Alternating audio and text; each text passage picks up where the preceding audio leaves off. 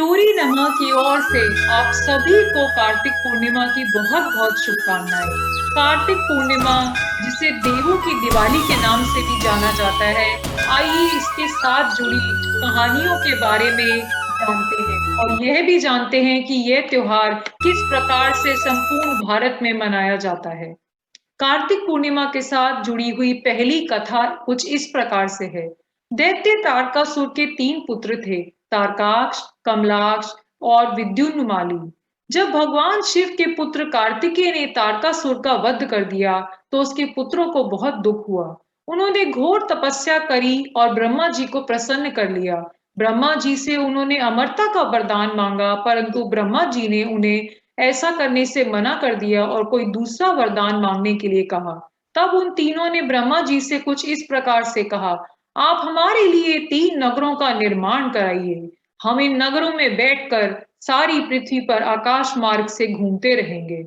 उस समय जब हमारे तीनों नगर मिलकर एक हो जाएं, तो जो देवता उन्हें एक ही बाण से एक ही बार में नष्ट कर सके, वही हमारी मृत्यु का कारण हो।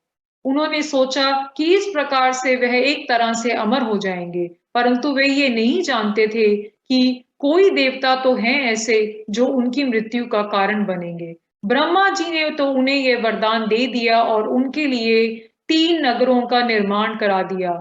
ये तीनों नगर मिलकर कहलाए त्रिपुर। तीनों भाइयों ने मिलकर समस्त पृथ्वी पर राज्य शुरू कर दिया और साथ ही देवताओं पर आक्रमण कर देवताओं को स्वर्ग से भगा दिया। तब इंद्र और सभी देवता भगवान शंकर की शरण में गए।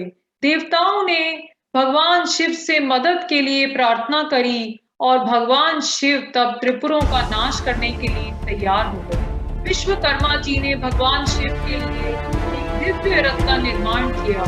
दैत्यों और देवताओं में भयंकर युद्ध छिड़ गया। जैसे ही त्रिपुर एक सीन में आए, भगवान शिव ने दिव्य बाण चलाकर उनका नाश कर दिया। त्रिपुरों का नाश होते ही सभी देवता भगवान शिव की जय जयकार करने लगे। त्रिपुरों का अंत करने के लिए ही भगवान शिव को त्रिपुरारी भी कहा जाता है। तो यह थी आज के दिन के साथ जुड़ी पहली कथा। दूसरी कथा है भगवान विष्णु के साथ जुड़ी। कार्तिक पूर्णिमा के सायंकाल में भगवान विष्णु का मत्स्य अवतार हुआ था।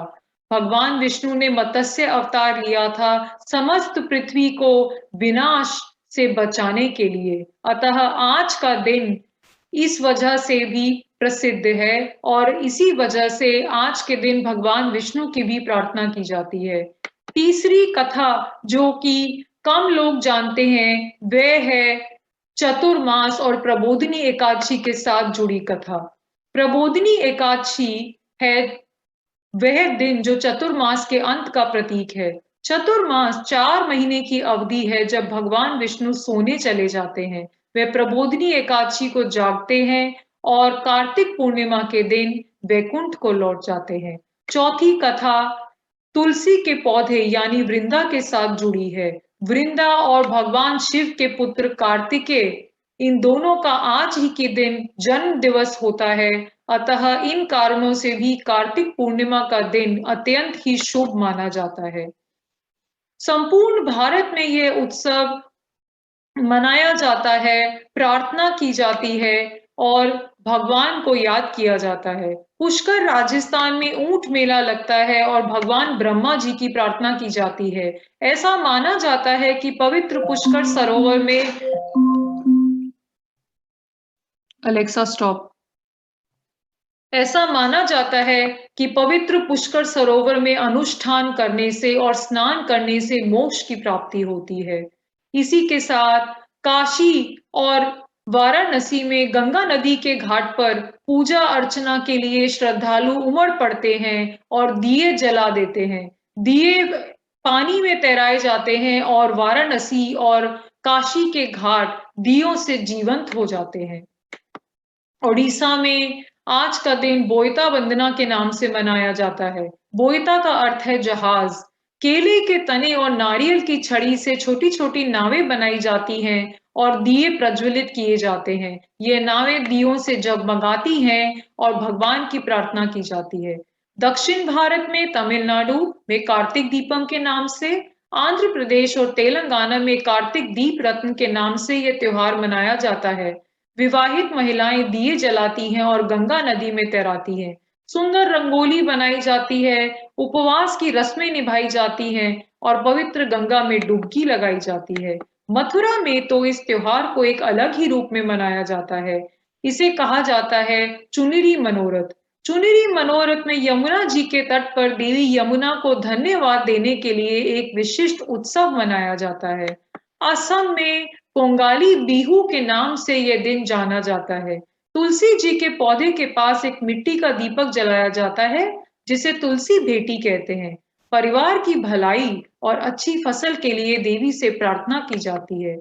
गुजरात में शामला जी मेला कार्तिक पूर्णिमा अवधि के दौरान 2 सप्ताह के लिए आयोजित किया जाता है। लोग शामला जी के पास जाते हैं, उनकी पूजा अर्चना करते हैं। साथ ही यह भी माना जाता है कि साथ में बहती मेश्व नदी में स्नान आवश्यक है। ऐसा करने से मोक्ष की प्राप्ति होती है। तो इस प्रकार से यह त्योहार संपूर्ण भारत में अलग-अलग नाम से जाना जाता है, अलग-अलग रूप में पूजा जाता है, परंतु आज का दिन हर तरह से बहुत ही शुभ है और आज का दिन आप सभी को इन्हीं कारणों से आप सभी को इस दिन की बहुत-बहुत शुभकामनाएं स्टोरी नमस की ओर से। नमस्कार।